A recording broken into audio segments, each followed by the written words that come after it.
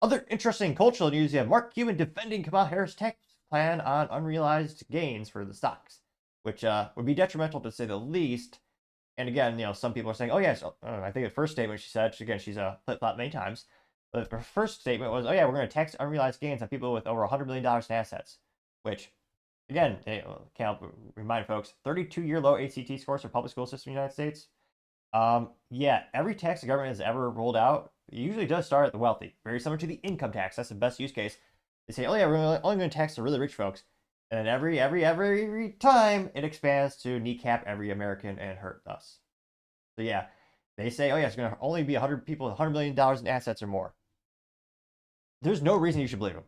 No, actually, the antithesis. There's reason you should not believe them because their whole history is them lying about taxes. Now, this comes to us, again, as a Mark Cuban interview, was posted on X Twitter by Colin Rugg. Now, Colin says, quote, new Mark Cuban gets flustered and says no 16 times after the CNBC host, Rebecca Quick, said Kamala is just telling people what they want to hear. Which, yeah, there's some alleged leaks from their campaign and the DNC campaigns, and yeah, they're just, they are. Now, go ahead now.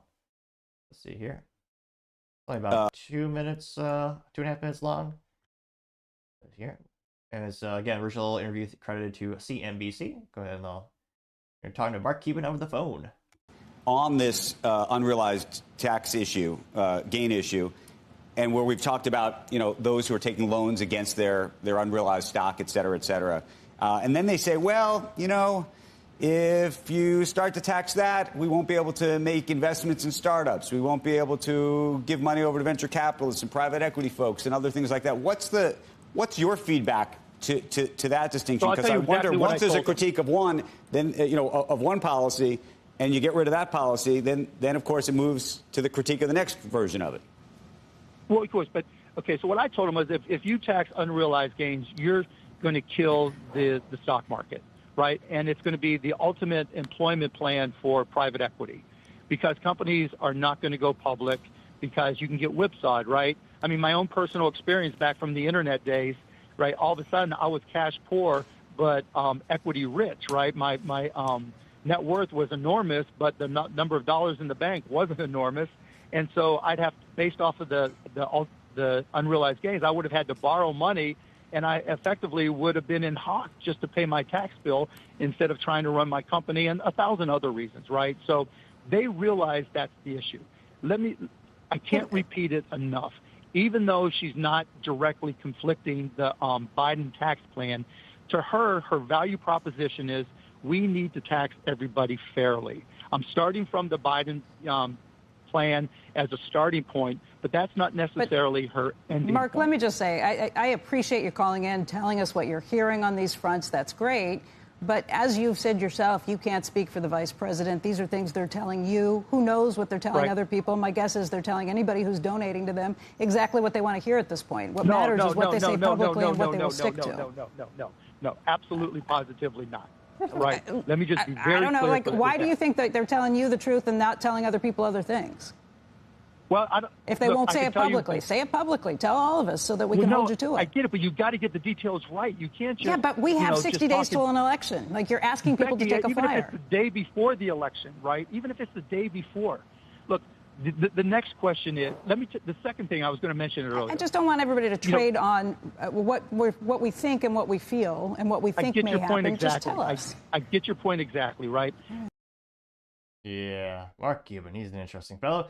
My pretty well got 4 million views as well as 35,000 likes. One of the first comments coming from Greg saying, quote, I counted and confirmed there's 16 no's by Mark, getting 3.4 thousand likes. Yeah, the liberal lampoon says, everyone in Dallas thinks Cuban is a joke. Scratch that, everyone in the U.S. thinks Cuban is a joke. And 1.4 thousand likes. Arthur Eagleman says, quote, Mark Cuban is a sellout. He has Trump derangement syndrome, and deep down inside, he knows Trump is the right choice. Getting 3.8 thousand likes.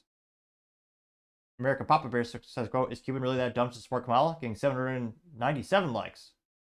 Kyle Rugg said, responding, saying, quote, he's not dumb, there's just no motive here. Getting 706 likes. Raw Alerts said, literally just said, no, getting 669 likes. Let's see. Kyle Rugg responded, saying, quote, he effed up. He is suggesting, and noted by Quick, the billionaire donors are being told something completely different than what Kamala is telling the general public. Got 1.7 thousand likes. Probably, yeah. Cass Loren says the liberals can't stand it when facts get in the way of their narrative, getting 109 likes. Let's see here.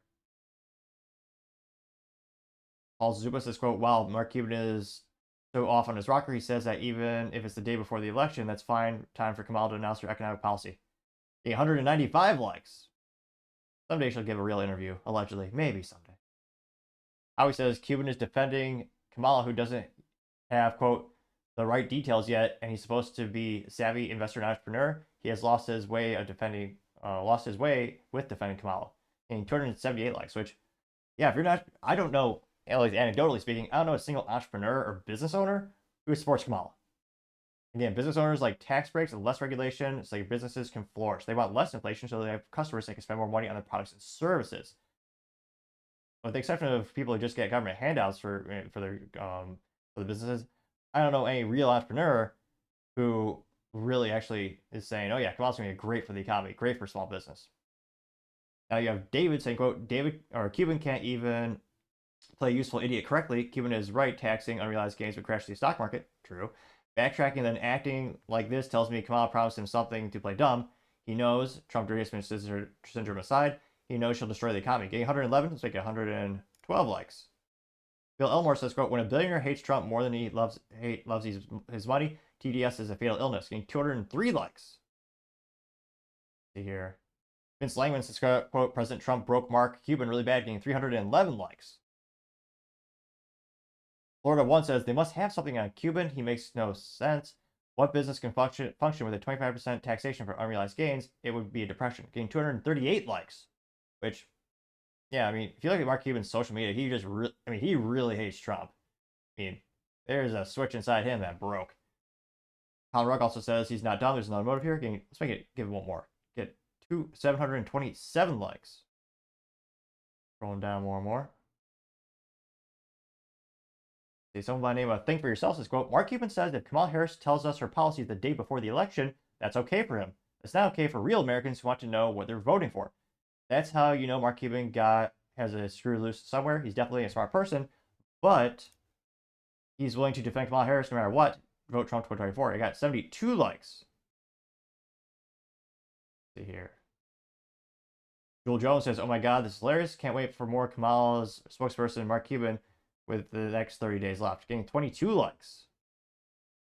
Joseph Pino says Mark Cuban is entirely unstable. He suffers from a terrible case of TDS. Getting 369 likes.